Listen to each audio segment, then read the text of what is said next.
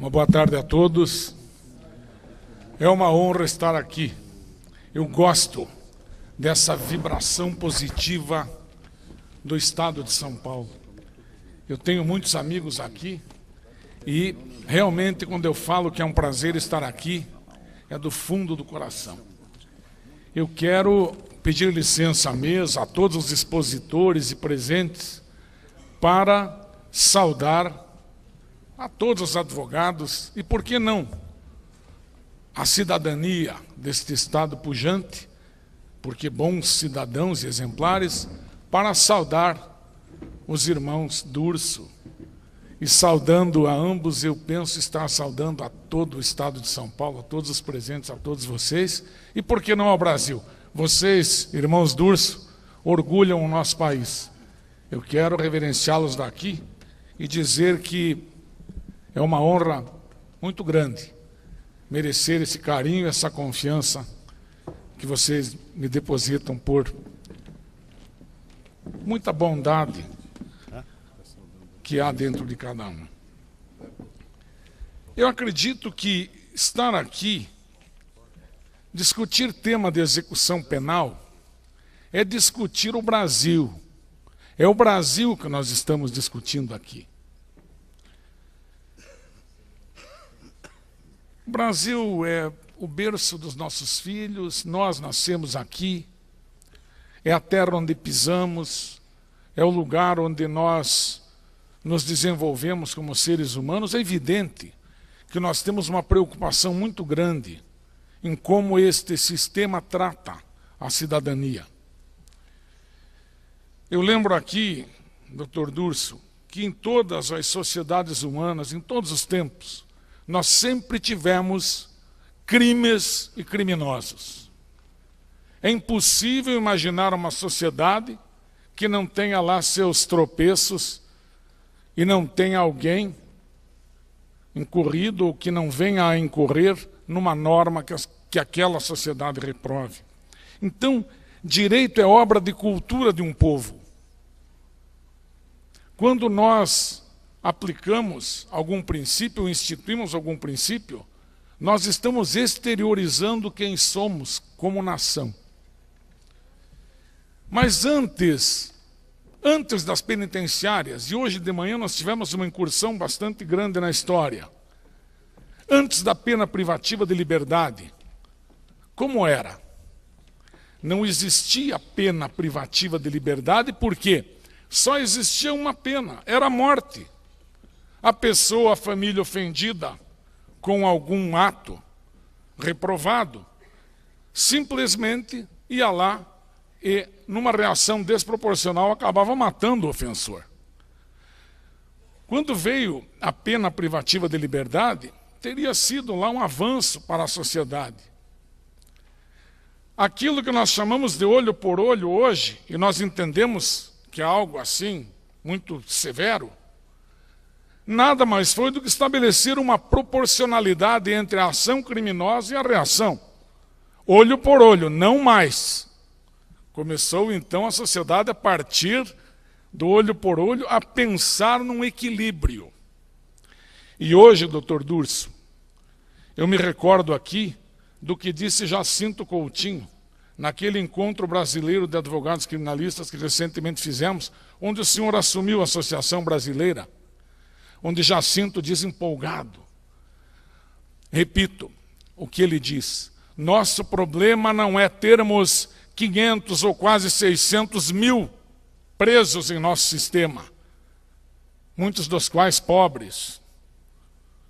O nosso problema é que nós não podemos afirmar se todos eles são culpados. Este é o nosso grande problema. Quem pode afirmar aqui que todos os nossos presos são culpados?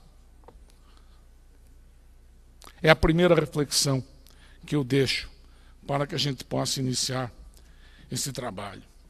Passamos da vingança privada para a justiça pública, vamos chamar assim. Então, aquela vingança privada, vem a justiça pública e diz assim, o Estado para o Estado, olha, não se vingue, eu, Estado, vou fazer justiça. Só que nós estamos marchando para a era da vingança pública. No dizer lá de José Carlos Dias, em 93, quando fundamos a Brasileira, ele dizia: a nação quer presos, muito bem presos, e em condições das piores possíveis, como punição, a prisão como punição. Então, não é o caráter ressocializador, é o mal justo por um mal injusto, talvez seja o caráter retributivo. Mas, principiando aqui, a nossa Constituição Federal, eu vou passar rápido aqui, ela fala em cidadania como fundamento, dignidade da pessoa humana, construir uma sociedade livre, justa e solidária, erradicar a pobreza e a marginalização, reduzir desigualdades sociais, promover o bem de todos sem preconceitos. Vamos interagir aqui um pouco. Alguém dos senhores assistiu ou leu o relatório da CPI dos presídios? Ninguém leu o relatório da CPI dos presídios? Uma pessoa. Alguém assistiu o vídeo que aquele relatório produziu, com o relatório, as imagens dos presídios do Brasil? Alguém assistiu? Então eu sugiro aqui entrar no nosso professor de todos, que é o Google, né? Entramos lá e sondamos a questão de um vídeo que a CPI dos presídios produziu. Assistam, é muito importante. Mas agora, interagindo mais um pouco, eu vou fazer um teste aqui. Eu vou falar um preceito constitucional, ou vou falar um preceito legal. Quem concordar que ele existe e é aplicado, fica sério. E quem achar que esse preceito não é aplicado na prática, dá uma risadinha. É uma maneira de votar diferente que nós vamos inventar aqui hoje. Todos são iguais perante a lei. Ninguém será submetido a tortura nem a tratamento desumano ou degradante. Agora eu peço que não riam, até em respeito do que eu vou dizer aqui, pelas vítimas que isto causa. Não haverá penas de morte nem cruéis. Pena de morte, hoje de manhã foi mostrado aqui, ela é executada de dentro de viaturas policiais, onde atiram em pessoas como se estivessem fazendo até tiro ao alvo, em alguns lugares do Brasil. E nós temos esta falsa cara de dizer, numa Constituição Federal, que não temos pena de morte. As pessoas não são sequer julgadas. Existe sim para culpados ou não. Cruéis. Eu creio que estas penas que estão sendo executadas nos presídios são piores que a pena de morte. Piores.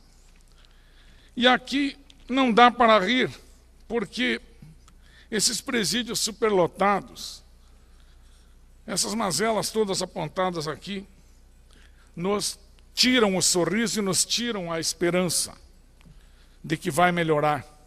Porque outro preceito, que eu creio que ninguém ficará sério, é assegurado aos presos o respeito e a integridade física, né, e moral. Ninguém será considerado culpado até o trânsito em julgado de sentença penal condenatória. Então, meu tema é preso provisório. Mas sabem qual o tema que eu proporia para ser da minha abordagem aqui? Eu vou ler de novo. Preso provisório e a lei de execução penal é o tema. Eu ia propor assim: o inocente presumido e a lei de execução penal. Porque dos portões do presídio para dentro não há diferenciação entre preso provisório e condenado definitivo. E eu vou, mais adiante, estabelecer as dificuldades que nós, como advogados, temos para trabalharmos para as pessoas presas provisoriamente. Então, falo aqui também de que a prisão ilegal será imediatamente relaxada pela autoridade judiciária. Todos ririam, porque habeas corpus, conceder-se habeas corpus, sempre que alguém sofrer ou estiver na iminência. não é só problema do preso provisório. Nós temos velhos no sistema, mesmo com condenação definitiva, velhos, doentes, deficientes, jovens. Tem estrangeiros que são tratados como párias. E, evidentemente, que não marchamos para a ressocialização. A síntese que fiz, o raciocínio que fiz hoje de manhã aqui, é que nós não estamos devolvendo o preso melhor para a sociedade, nem igual. Nós estamos devolvendo o preso pior para a sociedade. Presídio é uma repartição pública, como qualquer outra. Alguém já pensou nisto? Alguém já pensou que o artigo 37 da Constituição fala que os princípios adotados é da legalidade, impessoalidade, moralidade, publicidade e eficiência? Então nós teríamos a melhor administração pública do mundo. A família, ainda nesta abertura e já entrando no tema família, a Constituição diz, 226, base da sociedade tem especial proteção do Estado. Como são tratados os familiares dos presos no sistema? São tratados como se integrantes de facções criminosas. Chega uma pessoa no sistema para fazer visita, já é olhada como integrante de facção criminosa. Quando é, talvez, o local onde efetivamente o preso volta depois que sai deformado do sistema prisional. A família, que teria que ser tratada com bastante carinho para não se desintegrar, pois é para lá que o preso volta depois de cumprir a pena, é tratada dessa forma. Então, teoricamente, a lei de execução e as reformas se inspiram na reinserção social e no estímulo a mecanismos tendentes aí ao atingimento disto. Mas o artigo 1º, ele fala que a execução penal tem por objetivo proporcionar condições para a harmônica integração social do condenado e do internado. E o artigo 2º, parágrafo único, diz: aplicar-se-á igualmente as disposições dessa lei, no caso, ao preso provisório, ou seja, como é que nós vamos diferenciar aqui se a própria lei iguala os desiguais? Eu entendo que esse dispositivo já é inconstitucional, deveria ser tratado novamente e redigido novamente. E deixo aqui como um primeiro postulado: urge criar presídios especialmente destinados aos presos provisórios, inconstitucional a submissão destes aos dispositivos aplicáveis aos definitivamente condenados. O artigo 6º prevê uma classificação que na prática não existe. Aquela classificação feita por comissão técnica, etc., faz uma triagem, não existe. O artigo 40 impõe que todas as autoridades tenham respeito à integridade física e moral dos condenados. Eu não vejo assim. Falam, por exemplo, em que constitui no 41 direito do preso provisório, proteção contra qualquer forma de sensacionalismo, quando o próprio Estado estimula o inverso. Entrevista pessoal e reservada com o advogado. Eu me detive aqui porque, vejam os senhores, a diferenciação que eu faço. Se você defende como advogado criminalista uma pessoa que está em liberdade, está respondendo em liberdade, como que você faz para ter contato com ele? Ele vai no teu escritório.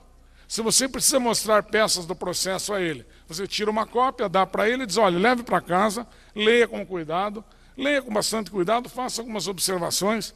Alguns vídeos você dá para ele assistir em casa, porque é autodefesa.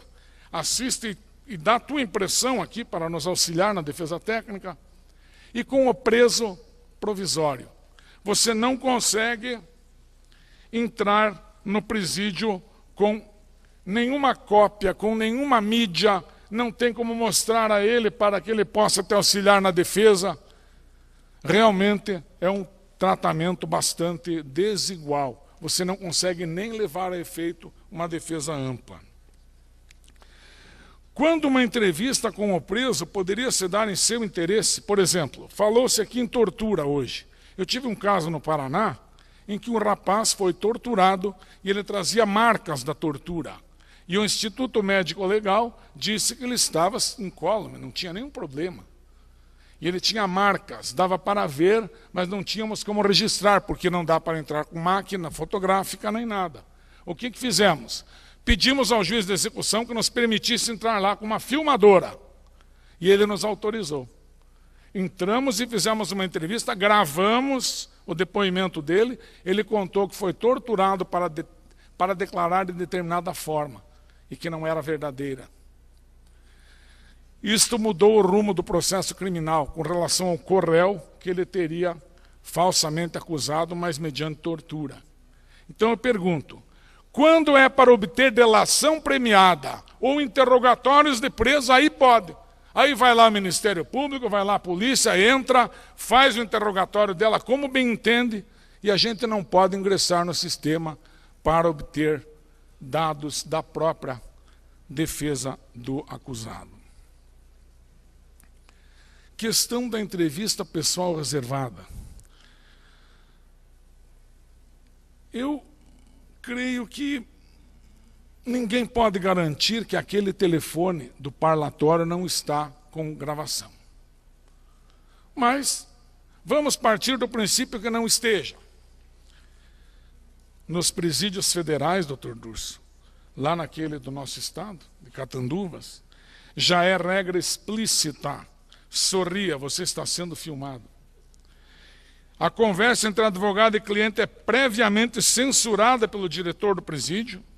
A entrada de documentos e a motivação, por que você está entrando com isso, com aquilo, você tem que explicar ao diretor do presídio. Advogado é obrigado a entrar sem paletó e com mangas curtas, depois de revista vexatória, tem que tirar cinto, sapato com raquete, eles também fazem a inspeção.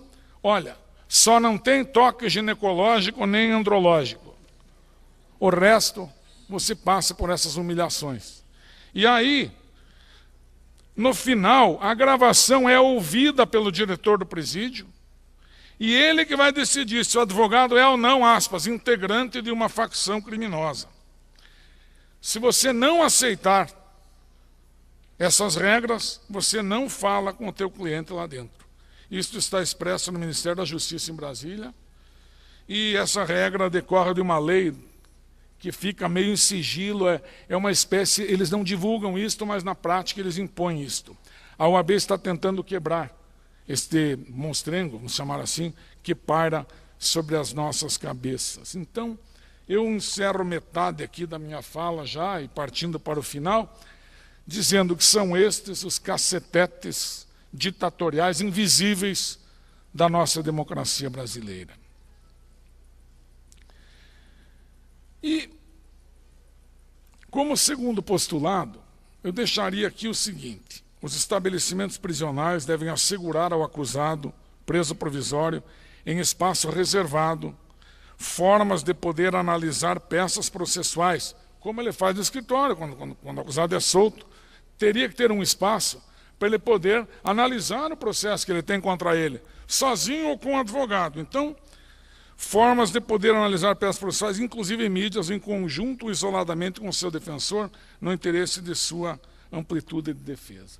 E digo a todos, não tem sala de videoconferência nos presídios? Poderiam, quando não estivesse sendo usada para esse fim, por que não um preso assistir uma mídia do seu processo ali, com um caderninho para poder anotar detalhes que auxiliariam em sua defesa técnica? Aquelas torturas que foram mostradas aqui pela manhã são revoltantes. Eu creio que um ser humano que submete o outro a um sofrimento desnecessário, ele está doente. Existe uma doença, e essa doença é da tirania. É um efeito deletério de uma doença. Não é possível que um ser humano em sã consciência imponha ou impinja um sofrimento a um outro ser humano. Eu lembro aqui que na Argentina, doutor Durso, nos idos, me parece que de 70, tem uma avenida deles, uma avenida potentosa, uma avenida grande em Buenos Aires, tem uma espécie de um obelisco E naquele obelisco, no tempo da ditadura, da repressão, mandaram colocar uma faixa azul. Estava escrito na faixa assim: silêncio é saúde. Repito, silêncio é saúde. Eles queriam dizer que aquele que denunciasse desaparecimento de pessoas também desapareceria. E aquele povo foi submetido a algo parecido com os nossos anos de chumbo. Tiveram eles também seus anos de chumbo. Mas eu usei isto para dizer o seguinte: a tirania, silêncio não é saúde. E nós somos advogados, nós não podemos ficar em silêncio quando vislumbramos ali os efeitos da tirania. Nós temos que denunciar. Tortura é crime hediondo. E praticam. Então nós temos que denunciar a prática de tortura. E dizer para este povo que silêncio não é saúde. Silêncio é uma decorrência de imposição de uma doença da tirania, que quer o silêncio. Então vocês olham policiais militares correndo atrás de pessoas que filmaram alguma arbitrariedade que eles fizeram e tentando acusar pessoas simplesmente porque filmaram um ato de arbítrio. E talvez, Durso, de hoje em diante, eu chamava de promessas constitucionais, promessas legais. Por quê? Porque em 88 tivemos uma nova Constituição. 90, 93, fundamos a Brasileira de Criminalistas, onde os criminalistas na época diziam: está piorando, nós estamos na ditadura, não se legislou tal coisa, agora tem a lei dos crimes hediondos. Enfim, nós começamos a marchar para um assodamento, marchar para uma piora nessa questão de respeito aos direitos fundamentais. E lá, nós tínhamos os preceitos e pensávamos assim: não, mas o Brasil vai melhorar. Daqui um pouco nós vamos cumprir isso. Então, eu chamava de promessas constitucionais. Mas hoje eu indago. O hoje é o amanhã com o qual ontem tanto sonhávamos. O hoje da nossa nação é o amanhã que viria. É este o amanhã que lá atrás nós sonhávamos. Então, de hoje em diante eu me permito, e aqui desta tribuna, a chamar, e usando aquele termo cansei, da OAB de São Paulo, eu vou chamar de mentiras constitucionais e mentiras legislativas. Nós somos o único país do mundo a positivar em normas mentiras, porque não são implementadas, e nós aqui rimos de preceitos de direito fundamental. Algo está errado. E os desrespeitos incontáveis. Durso fala do direito de voto do preso provisório. Anotei aqui também que 1/3 dos 191 mil presos provisórios estão lá há mais tempo que a lei permite, com prazos processuais vergonhosamente superados. Tem alguns casos que já se passaram muitos meses e que o acusado não teve uma audiência com o juiz. Isto foi denunciado na ONU. Superlotação, excesso de encarceramento provisório. Hoje, 40% da população, ou perto disto, é de presos provisórios. E os juízes deixam de aplicar as novas medidas menos gravosas que a prisão sem qualquer fundamentação. É uma espécie de resistência ao novo. E nós temos uma Constituição Federal, mas nós temos uma contracultura resistente que com ela compete. E cria uma, aspas, desconstituição federal. Nós desconstituímos o que está ali por uma contracultura resistente. Então os juízes dizem, sem fundamentação, e tribunais também: olha, não é o caso de medida menos gravosa. Eu não sei se tem algum habeas corpus indicando, então, ou algum recurso, qual é o caso de medida menos gravosa, porque realmente os juízes estão demorando muito para assimilar a prática do 319 do Código de Processo Penal. Habeas corpus relativizados, e referendados os constrangimentos ilegais é comum, enquanto a Constituição fala que conceder-se habeas corpus não se concede.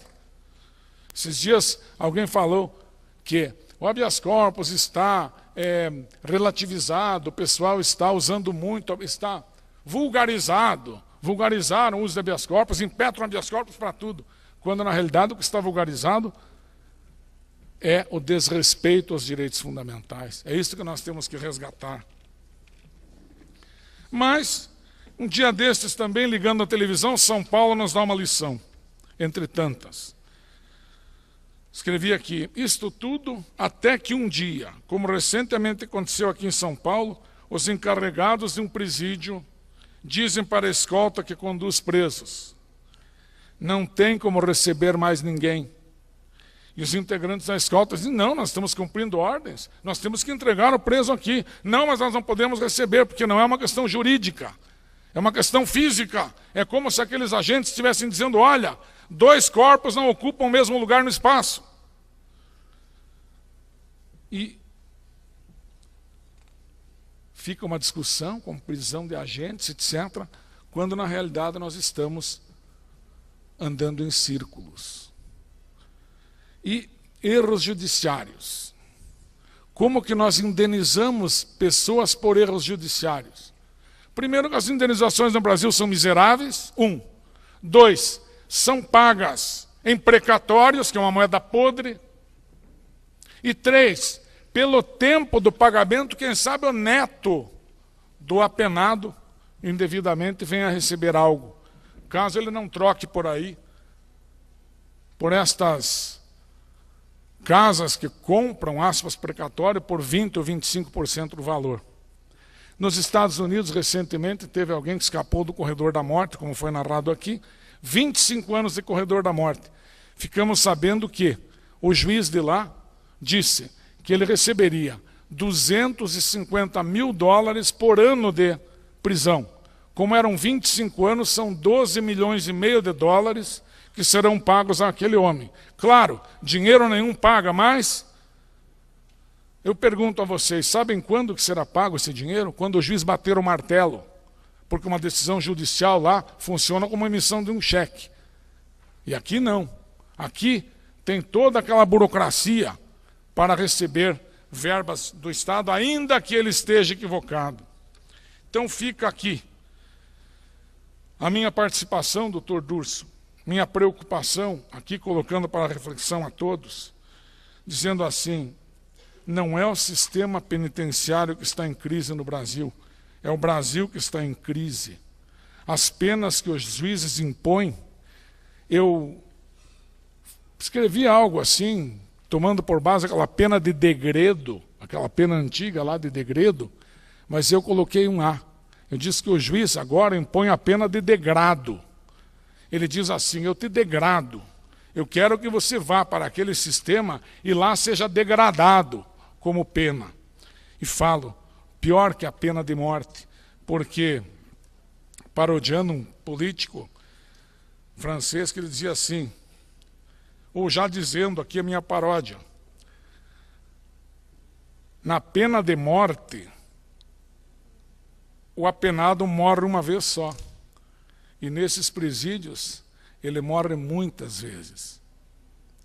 E, finalizando, vamos aqui fazer uma reflexão. O policial na rua, fazendo policiamento ostensivo, fardado, com armas, estrela de xerife, aquele ato, aquele trabalho deve ser um ato de amor à profissão dele de policial.